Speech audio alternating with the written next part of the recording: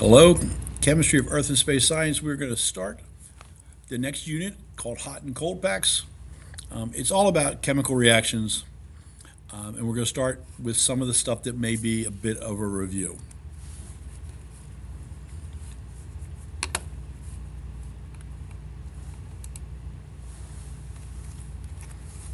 So first off, what we're going to do is describe, hopefully, what a chemical reaction is and what are some characteristics of it. We're going to write a chemical equation, not necessarily a balanced chemical equation, but a chemical equation from a description or from a word equation. I'm going to go through some directed instruction here, and hopefully you'll have a chance to practice on the homework that's available to you. So, as a quick refresher, we talked about earlier physical change versus chemical change. A physical change is one where the substance's composition doesn't change. It may change its form, it may change what it looks like, but doesn't change itself. But a chemical change is when you see a change in the molecules and how they're chemically bonded together, and the matter that you start off with will take a completely different form, a completely different substance by the end of the reaction. Some typical everyday reactions: combustion, rust, photosynthesis. You'll learn a lot about that in biology. Fermentation or washing, baking. Baking is definitely a series of chemical reactions. So some things to look for that we know already would tell us we have a chemical reaction is some type of release of gas, some type of color change, a change in energy, it's either going to get hotter or colder, or maybe the energy is released as light. And another way to tell a chemical reaction is taking place is you might see a precipitate, some solid being formed from aqueous solutions. So what is a chemical reaction? Well, it's one where one or more of the substances change into another substance or a series of substances. A chemical reaction forms one or more new substances with a new set of physical and chemical properties. So looking at a chemical reaction, we're going to start using some of the vocabulary here for chemical reactions. The stuff you start off with, the materials that you mix together. In chemistry, we refer to those as the reactants because they react. We also use the term products for whatever is made after the chemical reaction has taken place. And it makes sense because those things are produced. A typical chemical reaction or a typical chemical equation shows the reactants becoming the products, and we use an arrow, a yield sign in between the two parts. Here's some examples of some chemical equations. Fe plus S equals Fe, S.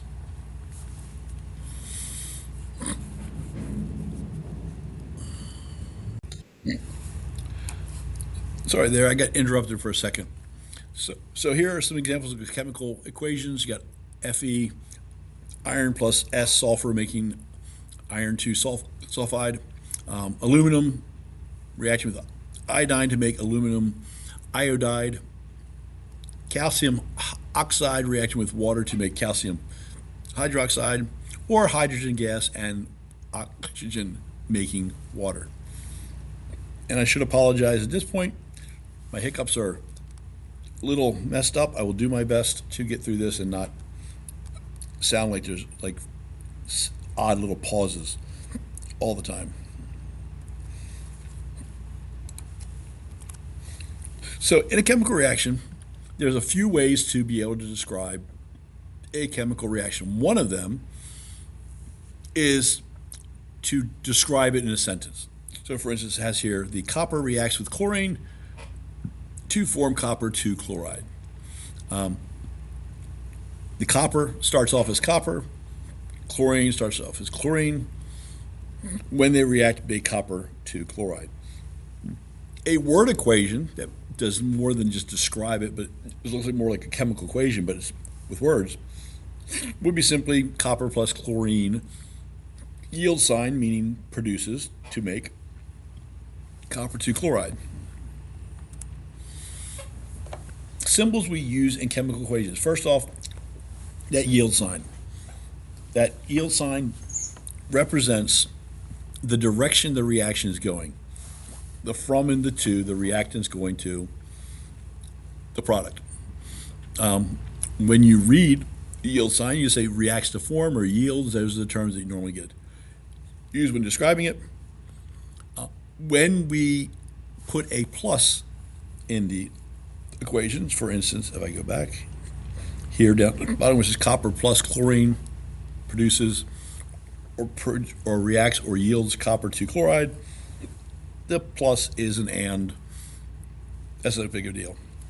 But a couple few new symbols we're going to use is after a chemical formula, we're going to use something to indicate what phase the piece of matter is in. So we'll use S in parentheses to mean it's a solid, G in parentheses to say it's a gas, L in parentheses to say it's a liquid, and AQ means that that compound we're looking at is actually dissolved in water. That AQ means aqueous. So here's an example of a word equation. Sodium plus chlorine yields sodium chloride. The sodium and the chlorine are the reactants. The sodium chloride is the product. And the arrow in between the two, that is your yield sign, telling you the direction the reaction went. It would always go from the tail of the arrow towards the tip of the arrow. And we routinely or regularly have the arrow go from left to right. So how about we did it with formulas? So what if I said Na plus Cl2 yields NaCl? This Na and the Cl2, the sodium and the chlorine, those are my reactants. NaCl, or sodium chloride, that is my product. And of course, the arrow in between tells us which direction it goes. We start off with sodium and chlorine as two separate elements, and they combine, they rearrange themselves, so the sodium is bonded to the chlorine. Now, notice that the chlorine is Cl2. So elements on the periodic table, all but 7 exist in nature as their elemental form. Iron is iron, Fe, sodium like here is Na, and as long as it's not bonded to anything, they will all exist by themselves as one option. However, chlorine is one of 7 diatomic elements. The 7 diatomic elements are usually remembered using an acronym or using an acronym of Brinkelhoff. BRINCLHOF.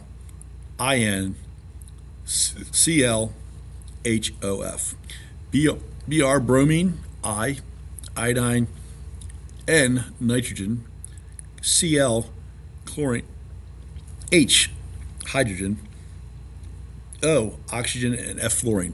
Those 7 elements will only exist by themselves bonded to another atom of the same element. They will not exist in nature unbonded. They're either bonded to itself in a diatomic molecule, or they would be bonded to some other element. So let's try something here.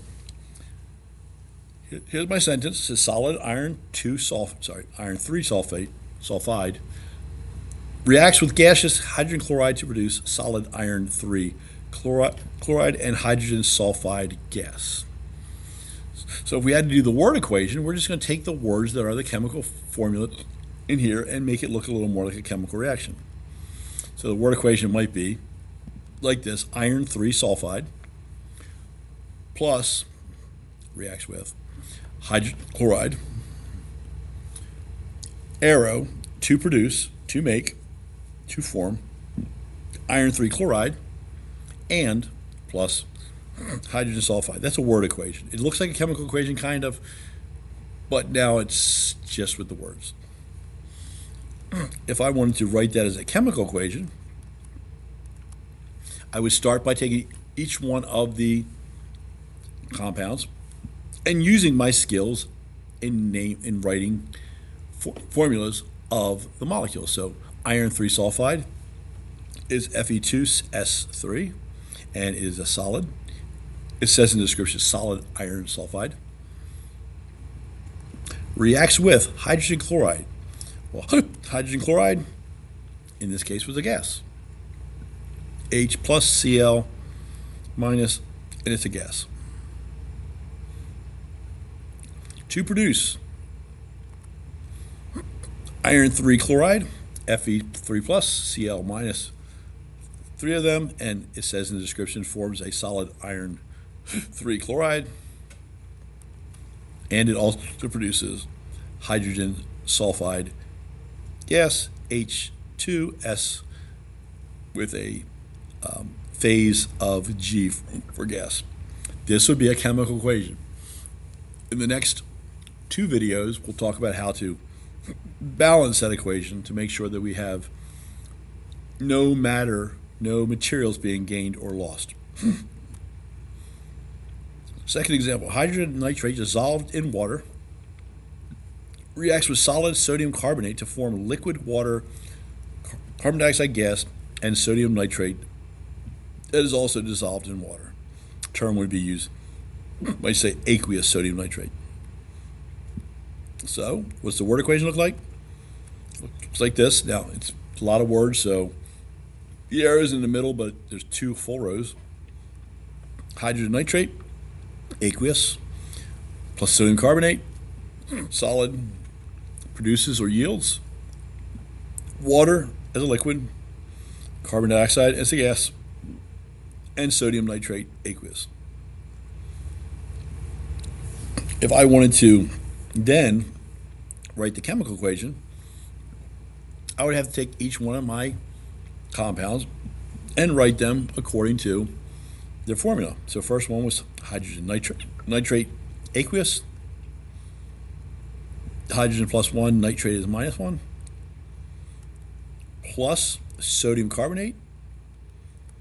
Sodium is plus 1, carbonate is minus 2, so we need 2 sodiums. To yield water, we know water is H2O. And carbon dioxide is CO2. Now, both water and carbon dioxide are covalent compounds, so they don't get charges. And then the last thing that is produced is is aqueous sodium nitrate. So we get sodium plus 1, nitrate minus 1.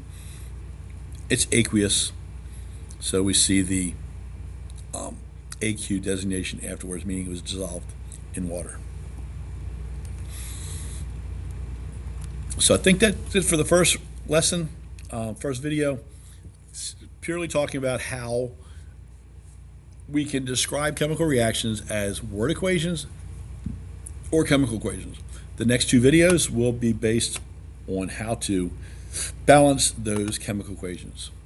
We'll see you on part 2.